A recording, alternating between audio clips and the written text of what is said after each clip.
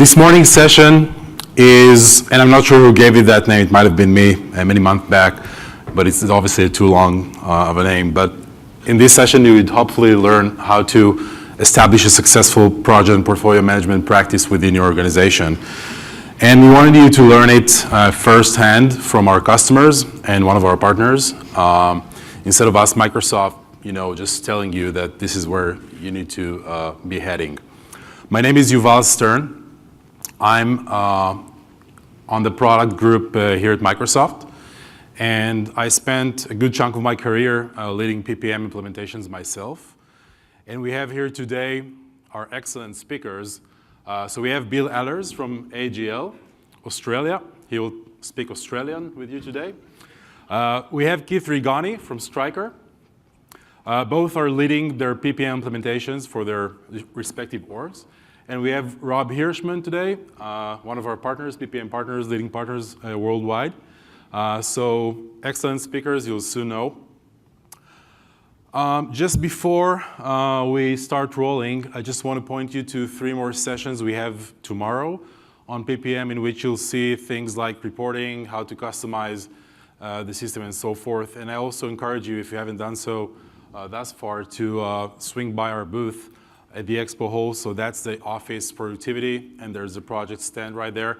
And that's a great opportunity to talk with our expert and also to experience the system itself. So I really encourage you to do that. So just before I hand it over to Bill, who's our first speaker, I want to give my 2 cents. And what I want to share with you is kind of simple, yet I think profound, when you're thinking about PPM implementations.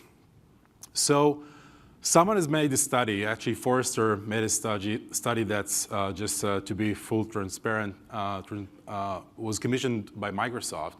But this study was done among some of our PPM customers that have made a decision to use Project Online. And the study gives the economics of those implementations. So I think the results are really good, 300% ROI and 7 months to return your investment. So those are great news for those of you who are considering PPM, and that may get you, to get the green light from the decision makers, whether it's you or others in your orgs, to kick off an initiative like that. And that's great. But what you really want to do or want to know is where exactly you're heading. And we have a selection of very exotic destinations for you with PPM. And I'm talking about the benefits you can actually get from a PPM implementation. So for very substantial destinations that any company would appreciate. And the first one would be excellence in project and program management, very straightforward. You want to, take a look inside or put a mirror in front of yourself and your organizations and ask yourself, hey, is there a problem around the basics of project management? Maybe we have, 30 different methods of managing projects. Maybe we have, 40 different tools. Maybe we don't have the rigor, and the discipline, or not the knowledge of how to really plan and drive a project, by the project managers. So if this is our problem, this should be, a selected destination for us. Second very common problem that many customers struggle with and use PPM to solve is around resource management. Resources are obviously the most important asset we have. In many cases, we have constrained resources. In many cases, we don't have sufficient visibility into those resources and how to really utilize them, fully for our projects. And that's a very, very legitimate problem. And this is definitely one of the destinations you may consider when you're embarking on that journey. The third one is more strategic and high level, but it's very important today to make sure that your projects are actually aligned with your business drivers and the business strategy, and also that your organization is agile, being able to nimbly shift, as change arises. And that's a very, common thing today. Our competitors launch a new product, the business changes, we need to really respond very quickly. You're all familiar with, too many examples of companies that were very slow in that reaction. So that's a very, another very important destination that you can consider. And lastly, and the conference board, it's a board of another conference, not Ignite, but that's just another opinion that if there's one thing you want to focus on, that would be productivity in order to be competitive and be profitable. So productivity is definitely another destination you may want to consider. And it's not this or that. It definitely can be the combination. So this is a very important step one that you need to do. And just to make it easy for you, when you think about Project Online actually provides 4 key usage scenarios that show kind of perfect parity with those business benefits. So project management, the very core and basic one, would equip you with the way to effectively plan your project, track the project, and do reporting against your project just to make sure that you are effectively managing your project. We have, for the resource management, ways to really request resources, assign resources, visibility across all the resources in the org to make sure that the right resources are working on the right or the most strategic projects. And also very different ways to analyze, and make sure that you are efficiently using the resources. 14% improvement in resource utilization, it's huge, especially if you're doing that for the most important and the bottleneck resources within your org. For the third benefit, we have the portfolio management usage scenario, which covers multiple things. One of them would be alignment of your project up front with your strategy. So we provide a module that allows you to set up your business goals and then make sure that the portfolio of projects you're about to execute is perfectly aligned with that strategy and allows you to do what-if analysis. What if we do these projects versus those projects, and what would be the most beneficial thing to do under our constraints, whether those are funding constraints, resource constraints, and so on. And lastly, being built on Office 365 and our broader cloud platform, our PPM solution offers a very, multiple ways to really be productive while managing your projects. And it's beyond just project governance, because if you're working on Office 365 and your organization already made the conscious decision to move to Office 365, so Microsoft PPM or Project Online would just be another scenario. And show me one project that doesn't have meetings, have emails, documents, or Skype, meetings. So moving from just governance of projects into the actual execution of projects would be a very valuable scenario that we offer with our tool.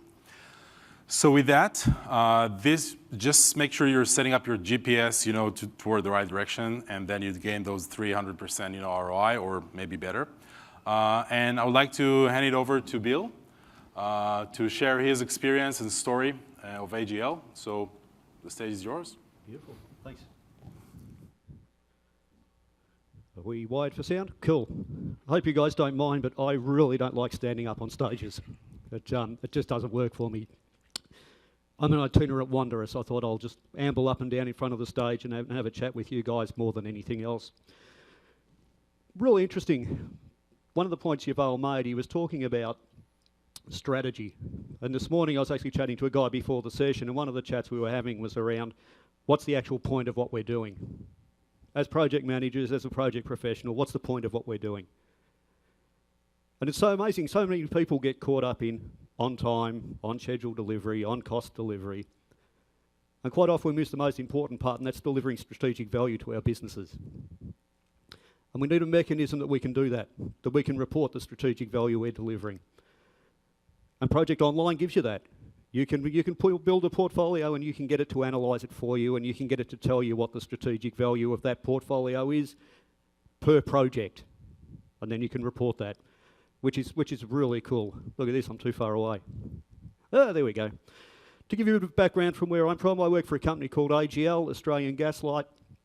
We're an integrated energy company. We retail energy. We have generation capacity as well. Largest owner and operator of renewables, something the organisation is really proud of. and we've got more than 3.7 million customers in Australia.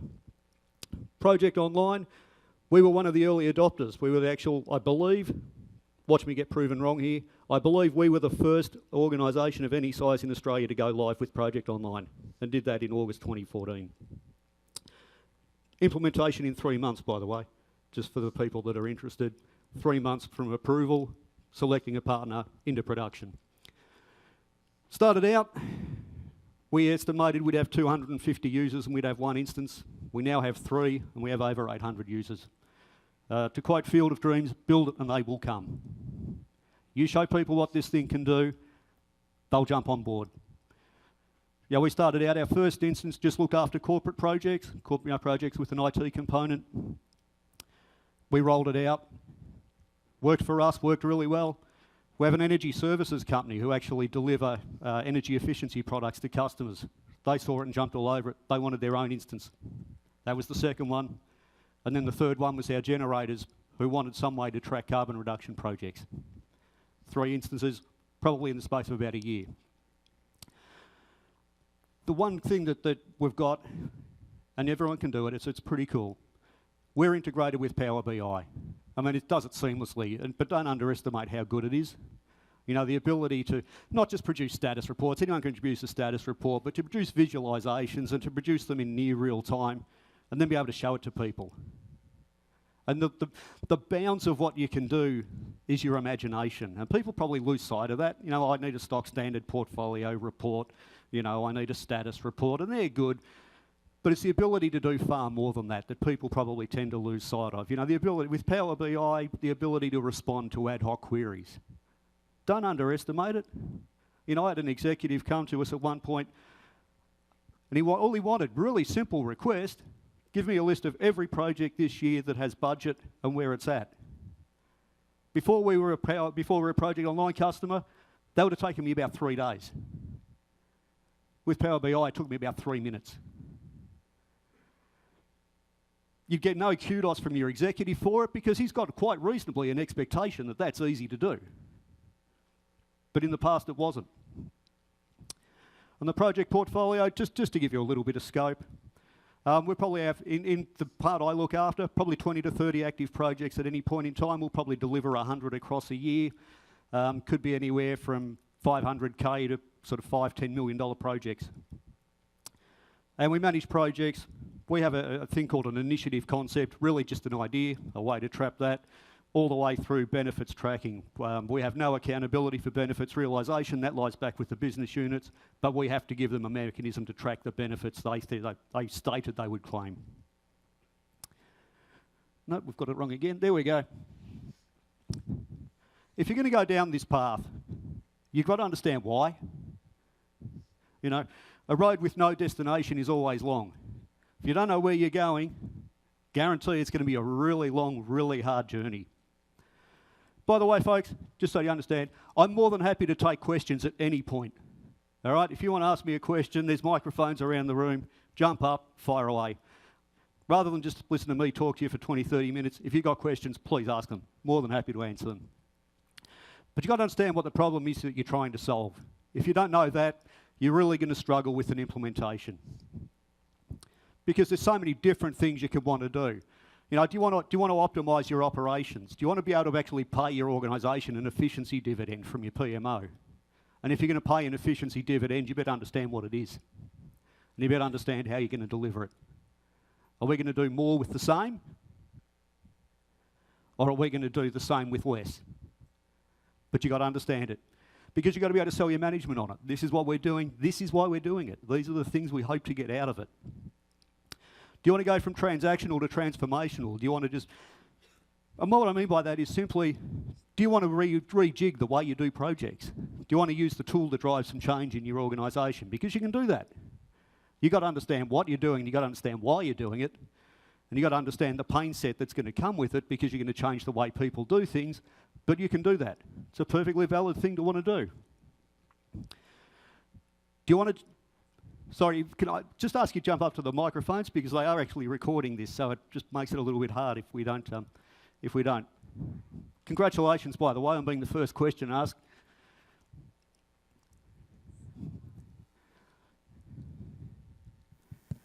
Hello. Okay.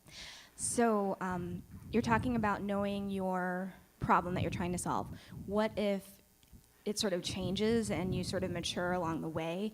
Are you able to sort of adjust it and tweak it as you learn more?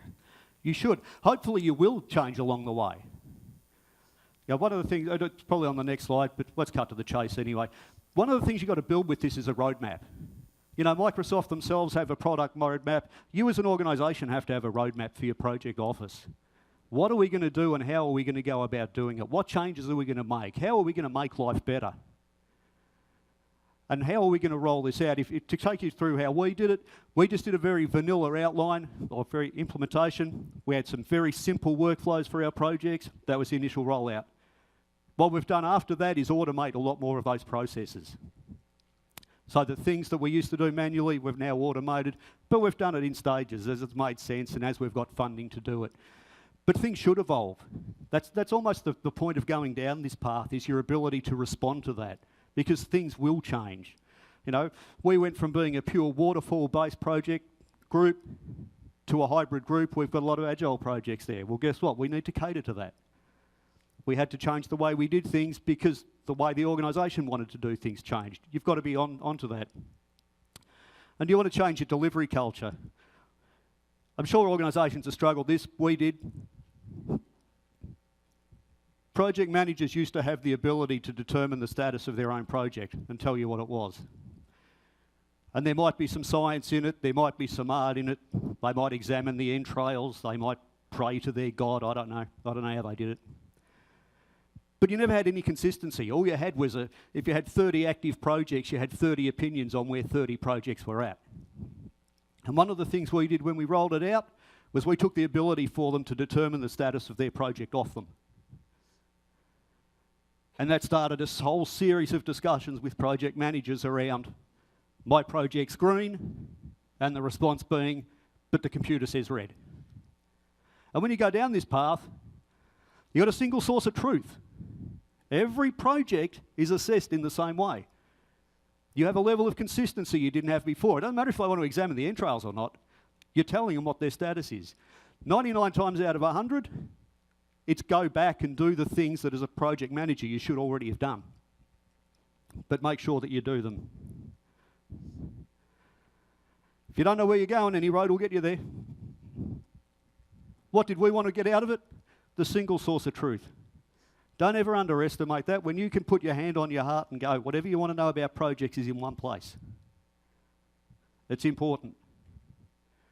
You take away the ability to go opinion shopping, and you turn all your discussion into a fact-based argument. You can't turn around and go, I'm just going to ask 10 guys until I get the answer I want, because all 10 guys are going back to the same source to give the same answer.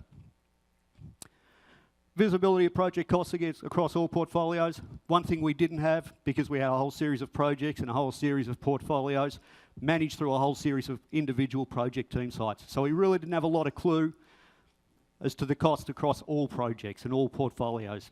So we built that. Consolidated data.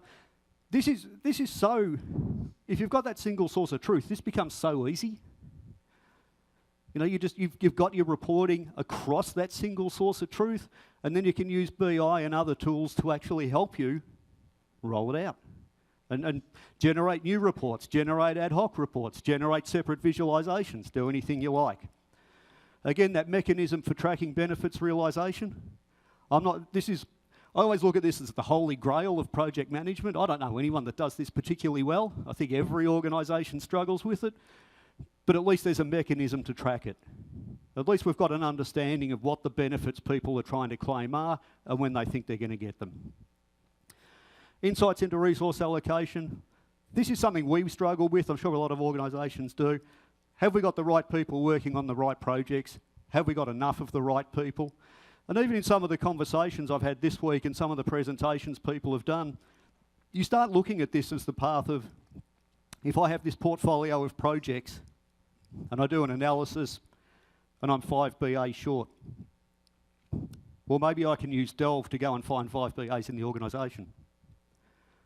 And if Delve can't find me 5 BAs in the organisation, maybe when LinkedIn gets fully integrated into all this, maybe you can go to LinkedIn and give me 5 BAs in Melbourne that are available with utilities experience. That's the power of where I can see these things going.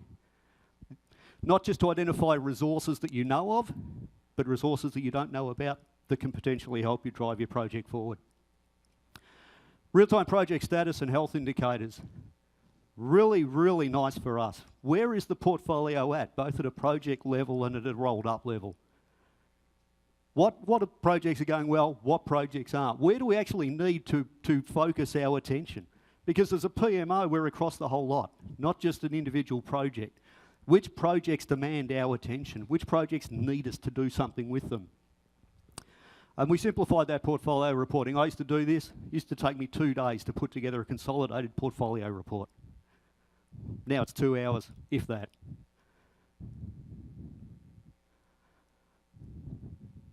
All right, from the dark ages. Why did we go the online path? Cloud-based was really important to us. Our organisational direction is we will use the cloud in preference to anything else. So cloud-based technology, beautiful. The spectrum of capabilities, and particularly there's a road, Microsoft published it, but there is a roadmap. You can go and find out what else they're planning to do in this area, and you can see things that are coming that can potentially benefit your organisation. But it was the ability to actually manage projects and the portfolio within one place and in a single location. You know, having your metadata and your project team site in the same place. Sounds simple? We used to have 80 different team sites in 80 different locations. Now they're all in one spot. Now you can pull them all together to report against them. The functionality upgrades as they become available. This is such a great capability. You know, when you come and log in one day and it just says, do you want to use this functionality? Just tick this box. You're not waiting for version upgrades. You're not waiting to do a major change. It's just tick the box, move on. It's part of a 365 subscription. Just tick the box. I think there was a demonstration yesterday of how to roll it out. In fact, I think Rob did it. How to roll it out. Really simple. And that automatic link, that ODBC connection, straight through to Power BI. So you can get your data and you can report against it and you can generate your visualizations. That's why we went down the path. Everyone else is going to have a different view. Some of that may be important to you, some of it may not be. But that's why we went down the path.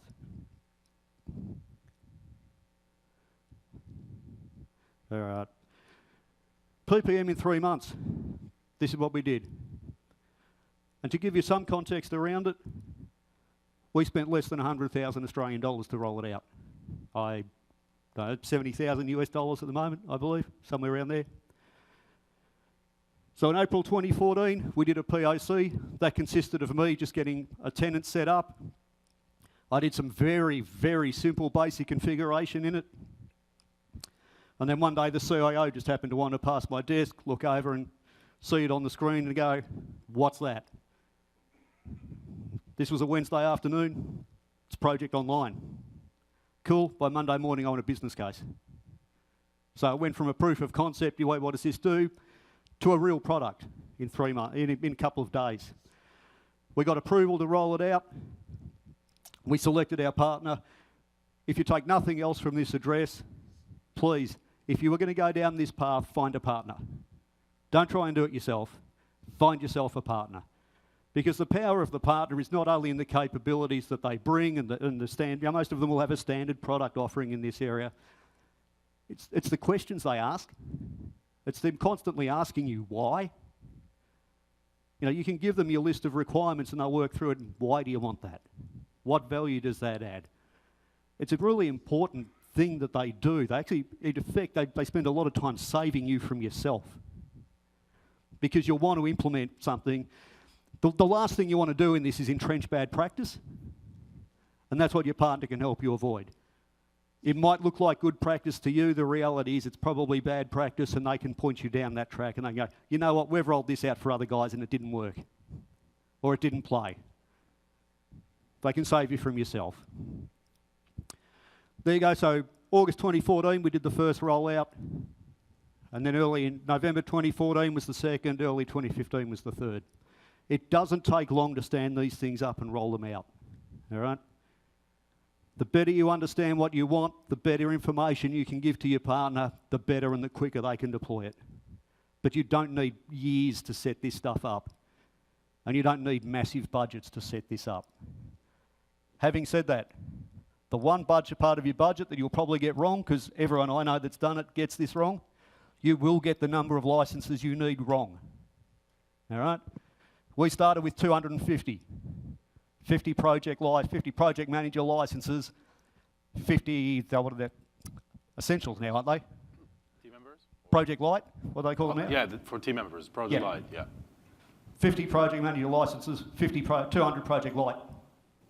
It's now at 150 project managers and 650 Project Light users. You will get it wrong. Don't feel bad, everyone does. As you roll it out, as more people see what it can do, as more people understand what it can do, more people will want to use it. You'll start finding that people use it for things you would not even contemplate you could use it for.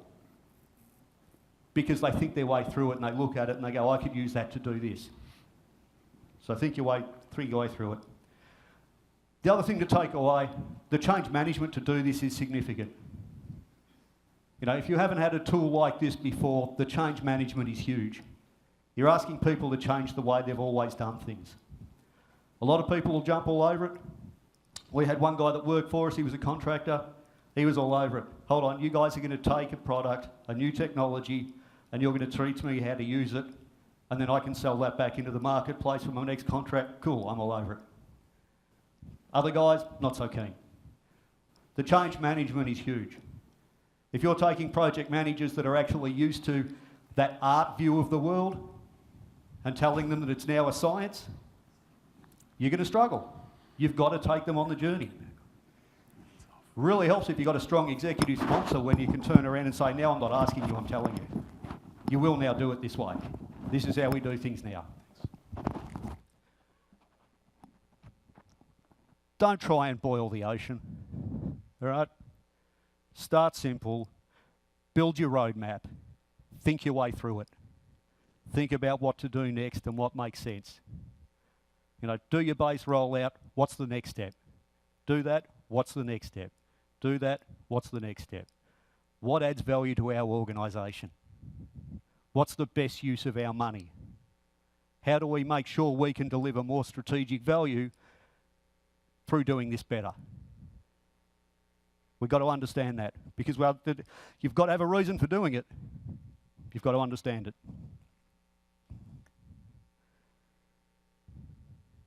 The better you understand your methodologies at the outset, the easier this is.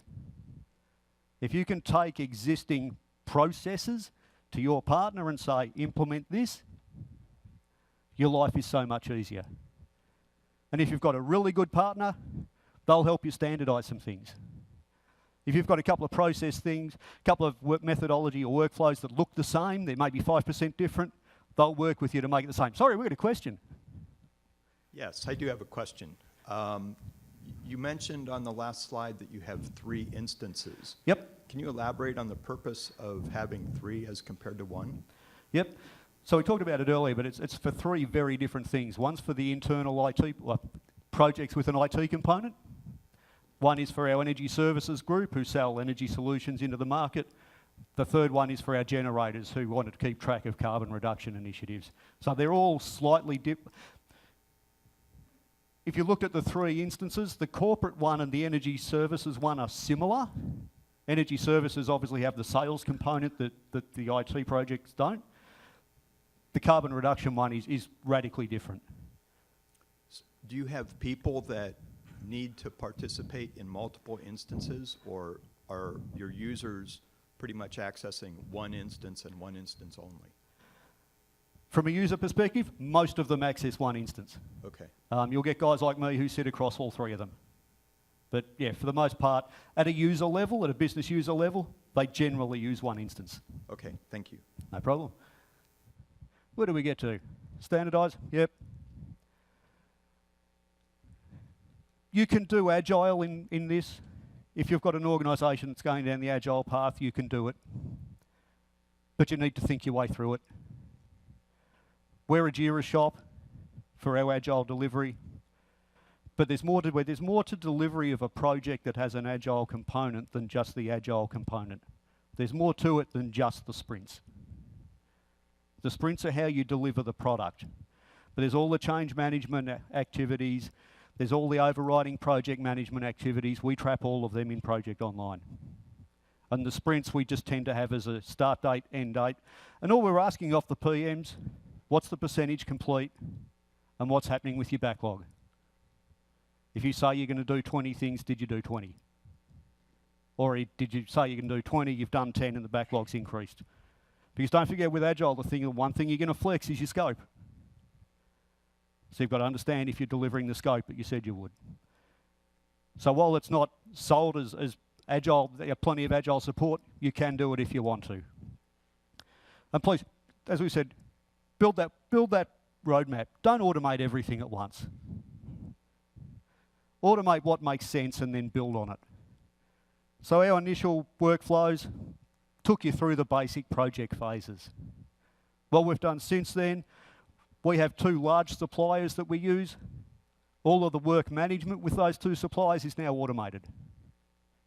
So from the generation of the work order through to their response and then the subsequent approvals, that's all automated.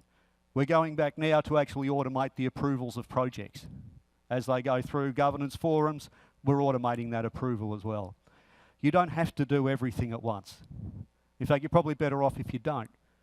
Because as you work through it, you'll start going, you know what, I was going to automate that next, and it probably doesn't make sense. But at least have your roadmap. And at least understand what Microsoft's roadmap is as well. So don't build something if Microsoft are about to deliver it. But talk to your partners too, because most of them have some pretty funky add-ons that you can use if you want to.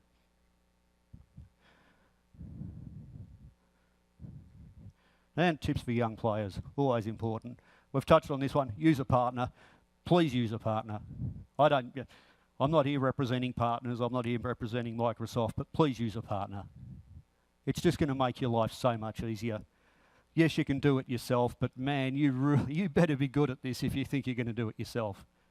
There's a lot of things you need to understand, there's a lot of things you need to be able to do. Hire a partner and let them do it for you.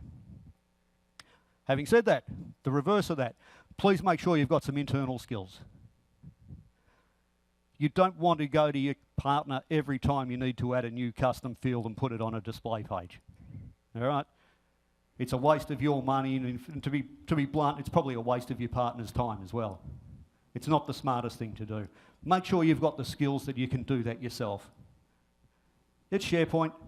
It's not that hard, but make sure you can do that yourself. Make sure you can do that simple task yourself. Get someone that understands BI. And then just go crazy. Do your reporting, do your visualizations, work your way through it. What funky little things do you want to be able to report that your management want and that your management will use? One thing that gets overlooked a little bit, I think, is we talk about resource management. You've all talked about resource management. And everyone only ever thinks of resources as people. One of the biggest problems we've had is the management of environments. Like, development landscapes, test landscapes, with ultimately everything rolling into one production landscape. Those environments can be resources, and you can use them the same way you would use a human resource. You can book that resource, you can book that environment. We have one performance test environment. That's the inhibitor to a lot of things getting to production, is that one performance test environment. But you can treat it as a resource and you can book it like any other resource. And you can get a view as to the demand for that resource and how people are going to use that resource. And you can start going back to projects and go, hey guys, you know what? The project that's using the PT environment is pushing out. What are you going to do about it? Don't just assume that people are the only resource you can manage. There's a lot of things you can do that if you think your way through, think a little bit laterally, you can use Project Online to do. Goes without saying the next one, I would hope, but I don't know, some people lose track of it. Make sure you've got an executive supporting what you want to do. Your life will be easier, all right? Yes, you can do a little bit of skunk works, things like I did, but once the CIO jumped on board, life got a lot easier. that whole conversation changes and you can start driving some things pretty simply. I've talked about this, but it's important. There's the URL. Microsoft have a roadmap. Please jump on it. Interestingly enough, there's stuff on the roadmap, which is good, but there was things that got talked about in some of the earlier presentations on project, particularly around the analytics and the machine learning. That's just awesome. All right? Really get you to elevate your thinking around what you're going to use this product to do and what it's going to do for you. You know, one of the things we were talking about earlier was using this tool, using these analytics to go, you know what, you've set up this new project, and it looks like 5 other projects that you've done, and all 5 of them struggled. You need to think hard about how you're going to do this project. What are you going to do differently with this project that you've done with the ones in the past? That's where I see things going. You know, that you're moving away from just managing projects to identifying where you need to do things better, using the technology to help you drive it down that path. And then Office 365 Planner and Wunderlist. Planners out there. You know, if you want a simple task management Kanban board tool, we've started using it. Planner's cool. I'm not sure what the integration plan is with Project Online, but it's pretty cool. And then Wunderlist for that task management component. That will happen. You can make your life so much easier. You can do timesheets on mobiles now, if you should so choose. I think I've pretty much done. Let me check. I hit the next slide. Hey, we are done. Before I sign off, seriously, any questions, I'm more than happy to answer them. Hey! Yeah, hi. I'm just curious to know if you can, from your online instance, can you talk to legacy systems and get the data both ways? So what sort of systems do you want to talk to? Legacy systems like SAP or on-premise kind of budget, financial? You certainly can. I'm sure Rob's got a solution for it automatically. Okay. My experience, particularly with things like SAP, has been you tend to use an ETL process. You know, you've got to do some sort of extract from SAP and then some sort of load into Project Online. It doesn't, and I'll probably get shot for this, but it doesn't do that automatically. One thing we've talked about, because we've looked at this, and one thing we've talked about a lot of times is, while Project Online is your project management system of record, it shouldn't be your financial system of record. That should be SAP. So our advice generally is trust what's in SAP, don't necessarily trust what's in Online, because we haven't automated that process. If we automate that process, at points in time, they will align, but they won't necessarily always align. Does that answer your question? Thank you. Cool. Hi there. My question has to do with project sites for project teams. I haven't used Project Server Online, but Project Server a few years ago could self-provision project sites. It was actually a click of a button in the ribbon. And so we had a lot of competing project sites where we had a SharePoint intranet site where we used team sites, but then people were provisioning these project sites through Project Server, so we had these duplicate sites. So my question, now with the advent of 365 groups that auto-provision team sites, I'm worried about how you keep control of that. So my question is, what guidelines do you give for a project team who's going to create a site? Do they do it through 365 groups, or do they do it through Project Server Online, or SharePoint intranet team sites? One of the great things about Online, you can configure how you want it to do it, but the way we've set it up and the standard way you set it up is you say, every time someone creates a project, they get a project site based on the template that you nominate. And they're linked. The project and the project site are linked. So if someone wanted to go on... You do it through Project Server Online. You do it through Online. And the way you set it up, it happens automatically. When you create the project, it creates the team site. So if someone wanted to go off and create their own team site, look, they could. I'm not sure why they'd want to. It does it automatically. So that's the easiest way to keep control of it. Because what we do, and everyone can do it, You define the, as a PMO, we define the template. Every project site looks the same. There is scope for them to play with it, but you can lock that down as well if you want to. Obviously, it's Just just to follow SharePoint. up, do you have Office 365 groups that are also created for your project teams? If I can chime in, so I would recommend just to do what the Project Online offers to do. Today we are reliant on SharePoint Online, and Project Online is built on Office 365. That's the platform. And we're definitely looking into groups as something, you know, we could explore for the future. Hi, just one comment to that. There are some issues related to these project sites. For example, when you rename a project in Project Online, then the link to project site stops working. Then you need to manually fix it. So there are some minor issues regarding this link. I'm not Yeah, aware of but- this issue, but we can take it offline. I'm not sure if this is sure. something that's My common. question was not about that. Sure. You mentioned the challenge with change management, and I think we also face the same challenge. And of course, executive support is kind of obvious thing to help. What else did you use? How did you work with project managers? Because they already use project standard. They already use project site like SharePoint sites.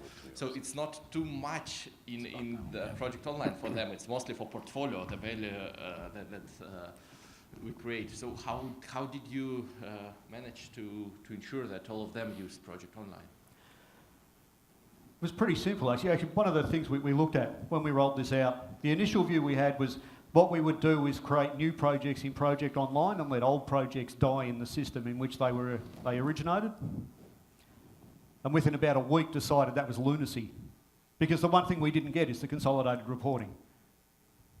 So we just sat down and just moved every active project into Project Online so that we had that single source. Once you get that, you get the standards that go with it. And so the things that we wanted to drive around the standardisation of status reporting, the standardisation of status determination, that was in there. But there's a lot of work with a lot of PMs around, but things are different. You know, from a project schedule point of view, yeah, download it, same, but different. But the way they operate was different. And that's what I say, that's that people change management effort where if you're going to implement your processes exactly as they stood before, it's going to be simpler. But you're still asking people to do things different ways. You know, the hardest one for us to get people to do was to actually publish their plan back to Project Online. Because they'd copy it down, they'd update it, but they wouldn't send it back. And then you get this discrepancy in their view of the project to yours. But you've got to take them on the journey.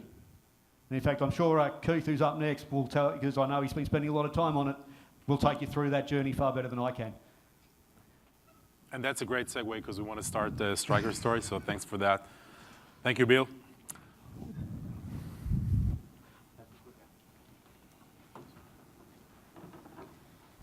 Thanks, Bill. Mic on? All right. So Stryker Experience, they brought me in to give you a little bit of a background on how my implementation's already gone. Not as much on the coaching side with my presentation. It's more, I'm in the thick of things right now. We've got a fairly large implementation, a lot of integrations going on, a lot of people, using a lot of the complex areas. So they just threw me up here so you can see how I'm actually experiencing this system. So I'm from Stryker. Everyone heard of Stryker? At least most of you, hopefully, maybe not. If you haven't heard of us, it's good. You're not in the hospital. So yeah, Stryker at a glance. Fortune 287, right? So we're a fairly large company, 9.9 billion in sales, 27,000 people. So this is where I start getting into the complexity factor of our PPM system here, 27,000 people, and 36 straight years of growth. So I haven't had a bad year in 36 years. So we're doing pretty good. We're in 100 markets currently. This is where I get into the complexity factor a little bit again. We have 44 manufacturing plants, and in the last year, this went up by 6 by itself, and over 5,000 patents, or right at 5,000 patents. There we So the complexity part for our implementation is, one, we're a pretty large company and we're growing rapidly. The other complexity is we're an extremely decentralized company. We have a very large product portfolio. So we're in the orthopedics market, so if you need a hip or a knee, we got divisions that make those implants. We're getting pretty heavy into the robotic side, so robotic surgery. I personally come from the medical and surgical equipment part of the company before I joined IT, so power tools, so these are the drills and tool bits that actually do the surgery, the navigation systems to guide the robots, patient care, which is the beds, and then we start getting to inside the body a little bit, reconstruction of the face, pulling strokes, preventing strokes in the bloodstream, and all this equipment. So really, the major reason that we've gone to this Project Online is because of this complexity. Our scale, we're growing so fast, we need something easily accessible by everyone, but also because of our decentralized nature, as recently as 2 or 3 years ago, every one of these products was almost siloed. They were all developed and managed by their own product team in their own division in their own location. Well, this is the brave new future, right? So now, some of the projects we're going to and why we need this PPM system is you need a hip surgery, right? So we have a division that makes the hip. We're going to use a robot to do the surgery. We need our computer-assisted surgery, which is our navigation unit, which guides that robot while it's doing the surgery on you. It's holding a drill that we make, and it's using our drill bit, and you're laying on our bed. So it's the entire portfolio. We need all of these items now to collaborate and work together. So not only are we collaborating across all of these different products, it's locations. The hip is New Jersey, the robot, Florida, the tool, Michigan, the navigation unit is Germany, the tool bits, Ireland. So that was the major push to bring us onto a single PPM system and an online solution that all of these teams could come together and collaborate in a single location on a single, basically program, very large program. So the background, so this is where Stryker was coming from. It's because of our extremely decentralized nature, we're coming from essentially everywhere. When I go through our roadmap a little bit, we did have a little bit of an enterprise, a PPM solution. About 3 or 4 divisions were using it. So for a scale, we've got about 12 divisions. So even that, only a quarter of the company was an on-prem PPM solution. Several divisions were using various project servers, either 07 or 10. Honestly, part of this talks about the maturity and the roadmap, how we got there. Some of them were still using Excel, honestly, for project management and rolling up their financials and how they were managing resources. Some of them used different versions of SharePoint as just different metadata aggregators. And down at the bottom, over the last couple of years, we've had a couple divisions started the trial Project Online, and that kind of led to our eventual adoption and choice of using Project Online for our entire company. So all in all, we're going to be going from, or we're in the midst of it, I'm about halfway through it right now, shutting down all of these on-prem or legacy systems. Some of them are already shut down.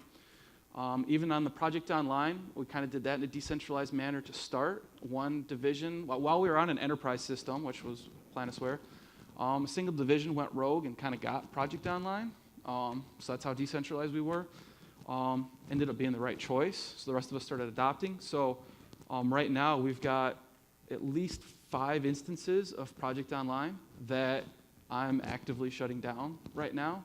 Our end state, which is December of this year already, is it's going to be 1,000 users, 1,000 projects, 1 instance. And everything on the left side goes away.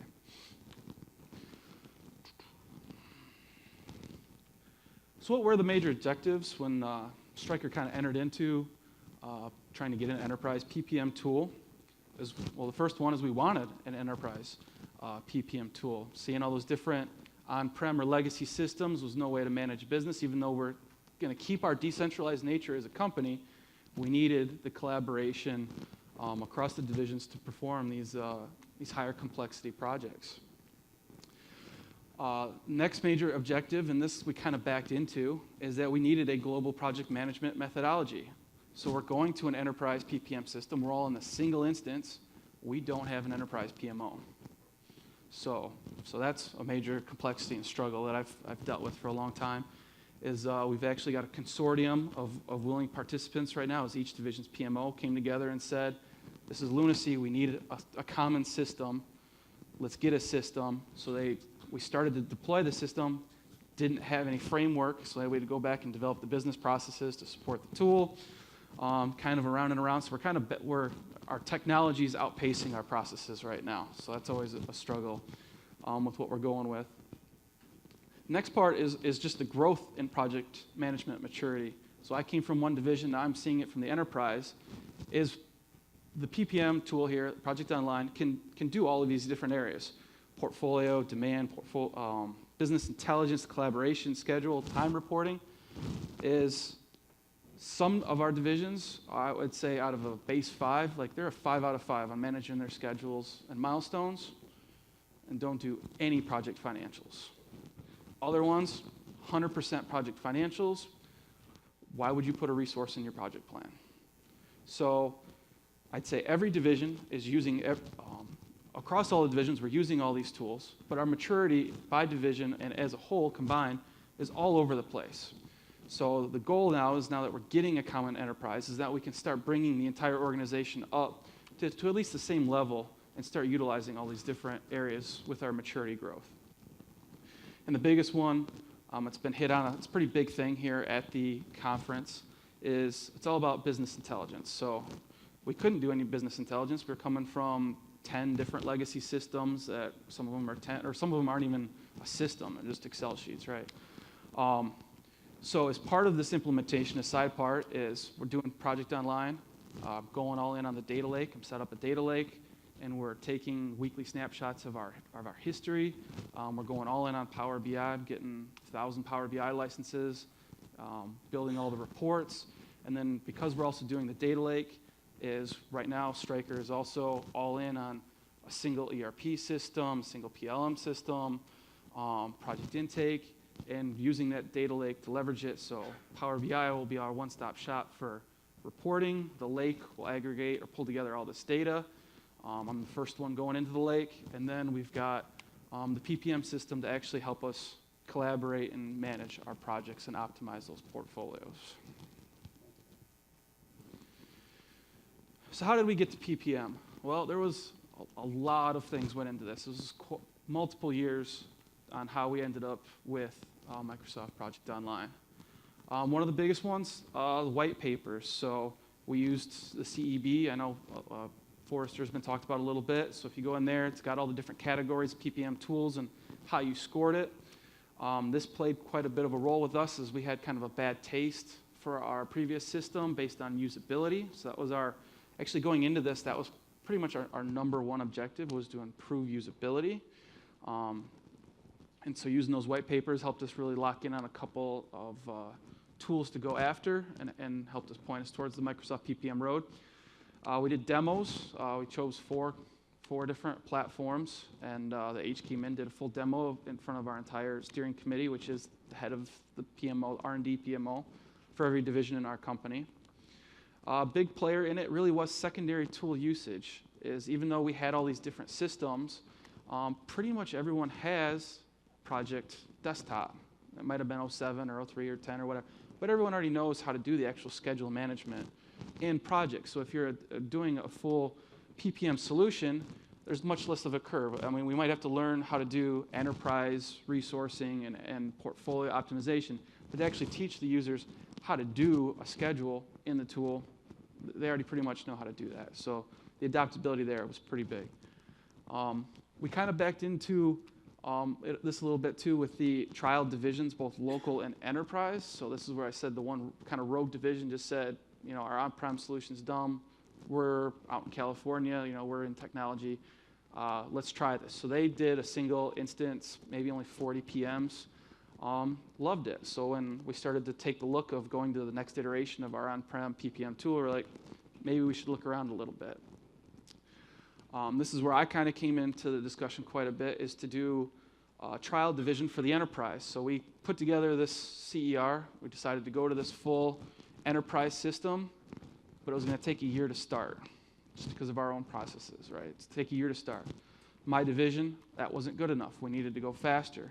So that's where we rolled out with some of the basic enterprise requirements. I rolled out my division's PPM solution, so another instance, so bad practice, right? We created another instance, but tried to align it with what our goal was for the enterprise methodology, the project management methodology.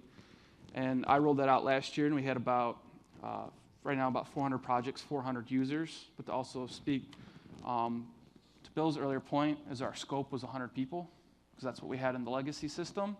And within 4 months, I was over 300, and now we're at 400 users, so the adaptability there has been great.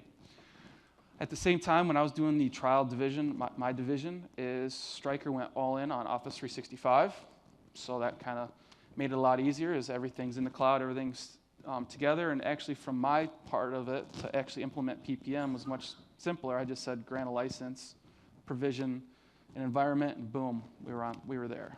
It was started.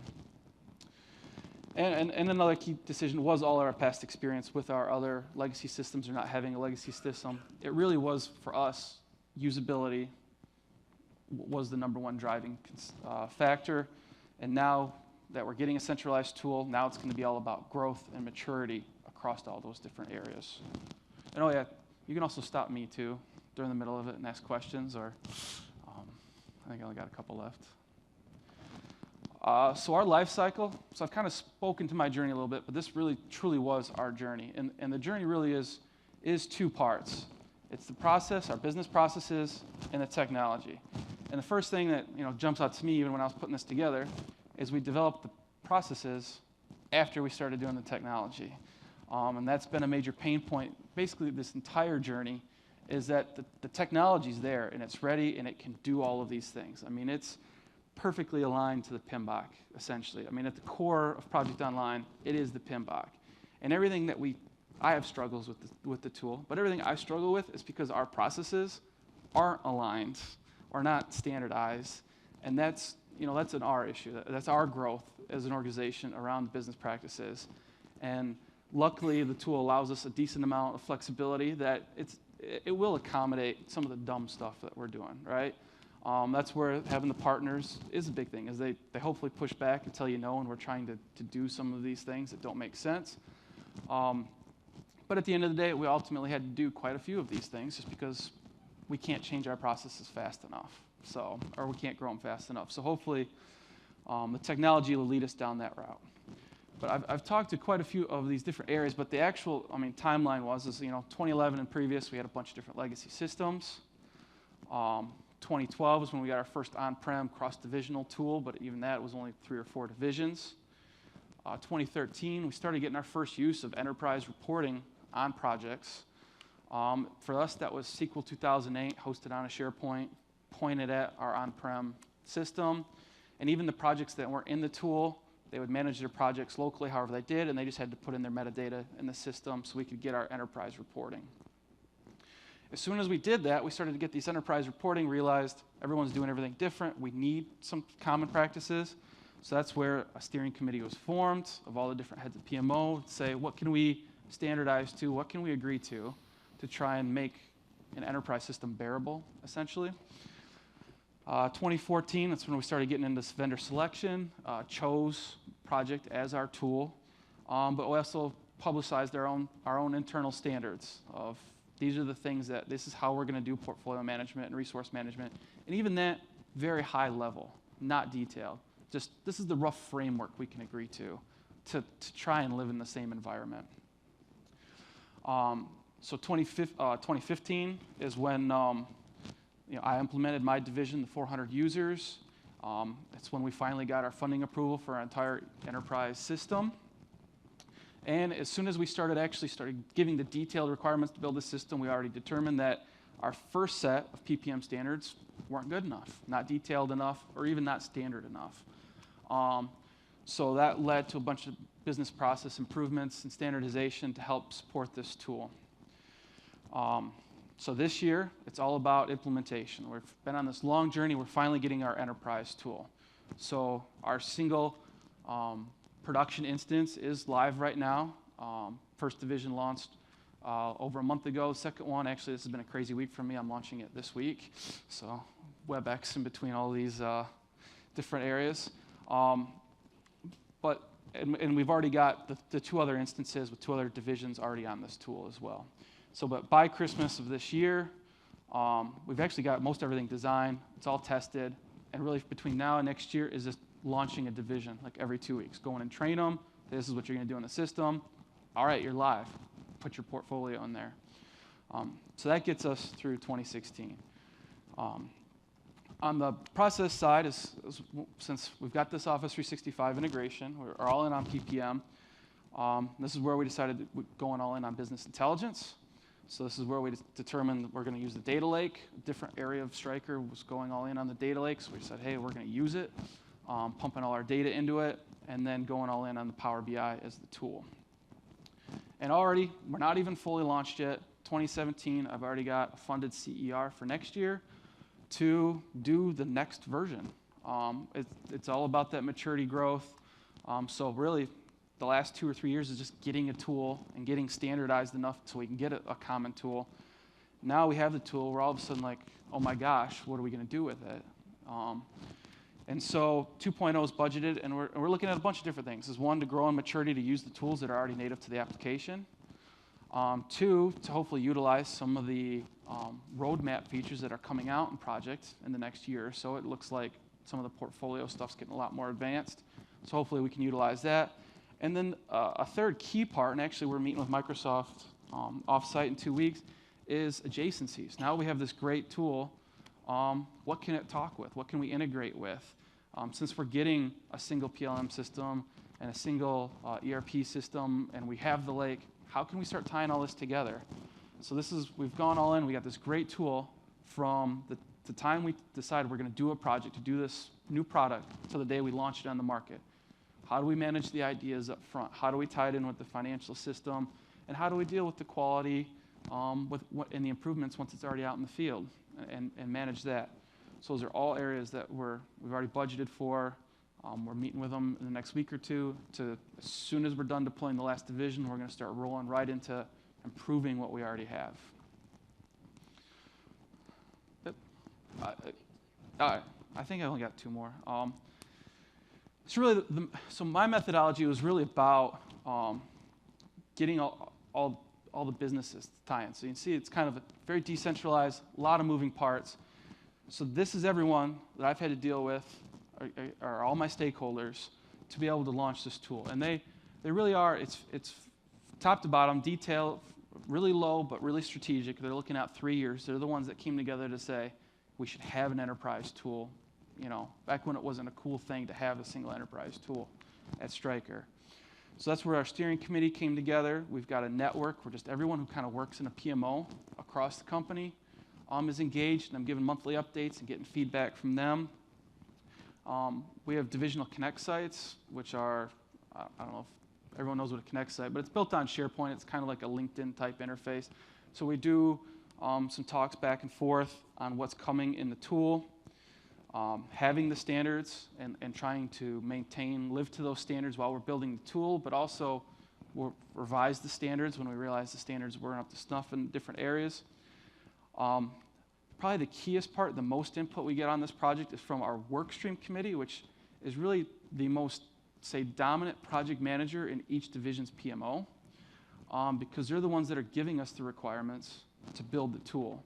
So we've got the consortium of 10 divisions directors giving us our strategic vision and goals, and then we've got all of their reporting people, just so that 10 division project managers telling us and giving us the requirements, and down in the nitty-gritty details is, I need this ECF, I need this product flow.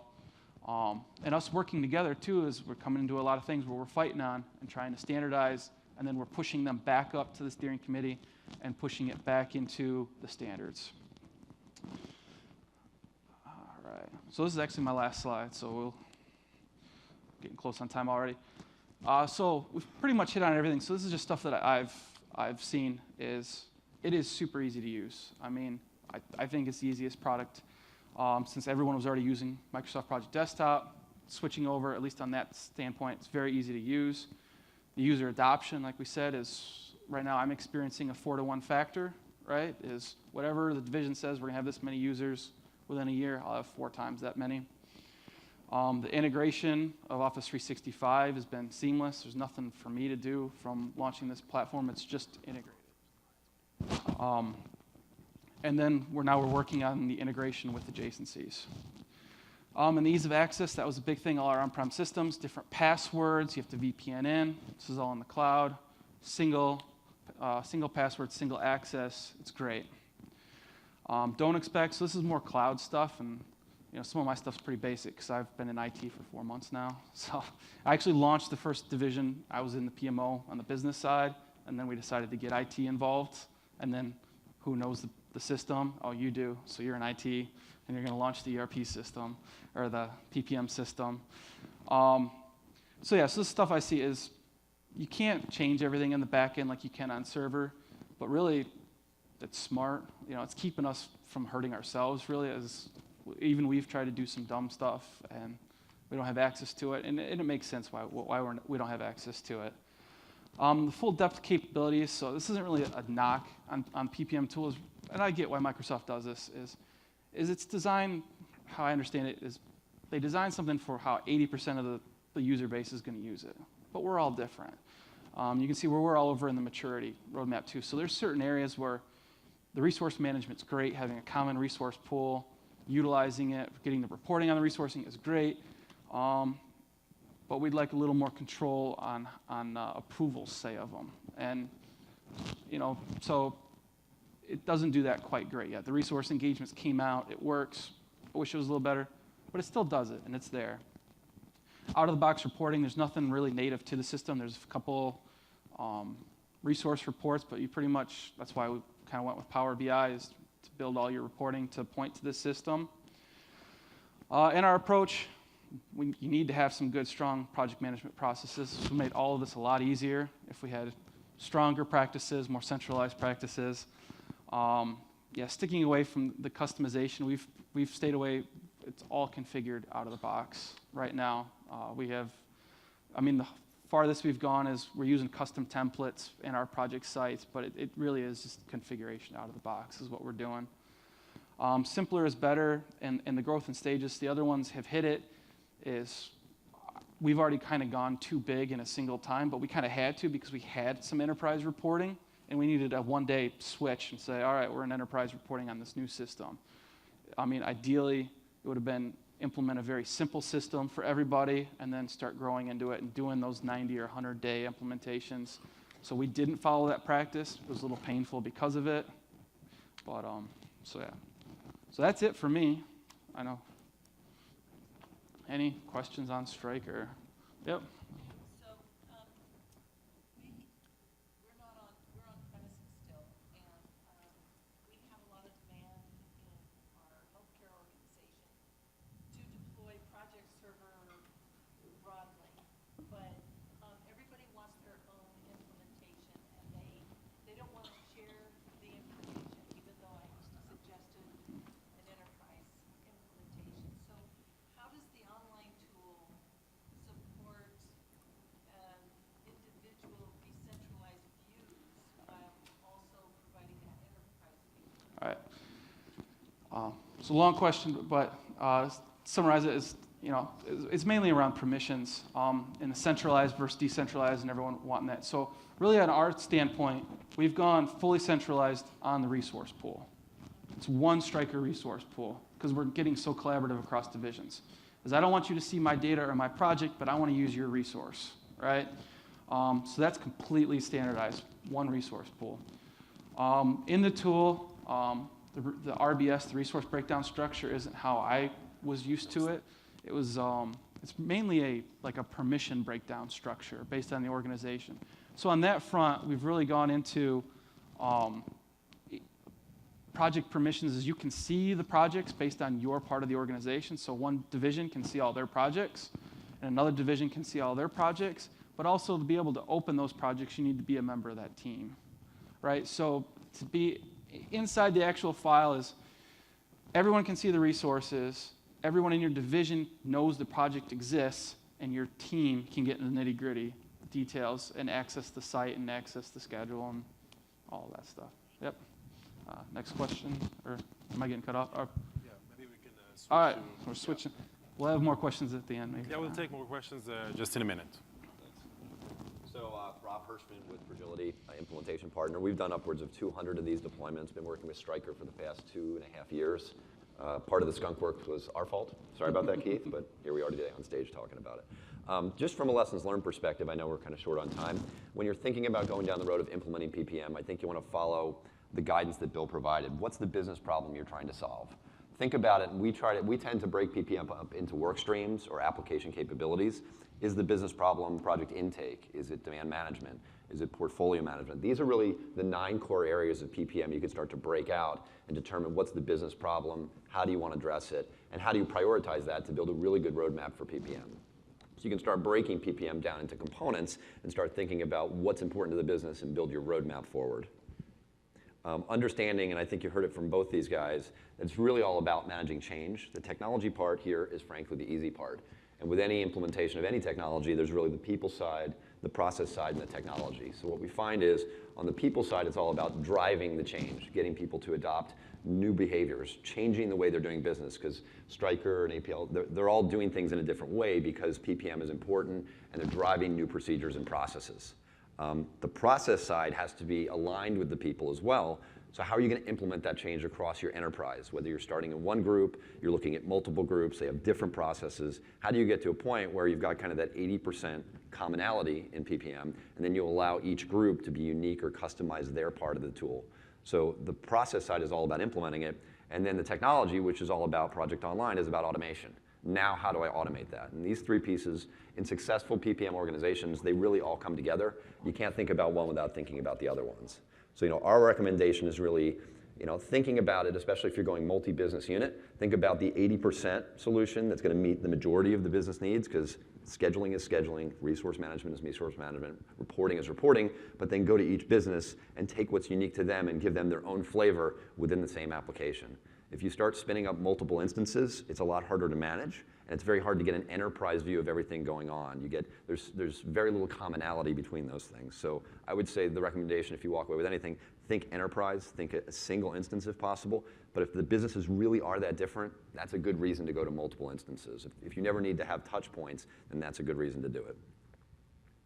I think that's the last one. So I think we have a couple of minutes. Maybe this is another opportunity to get a few more questions. We have one question coming there. And just before you leave this room, I would really like to help you to rank our session. I hope that you were able to learn some beneficial and valuable lessons from our partner and to customers. So I'll repeat it. Okay, we can hear you.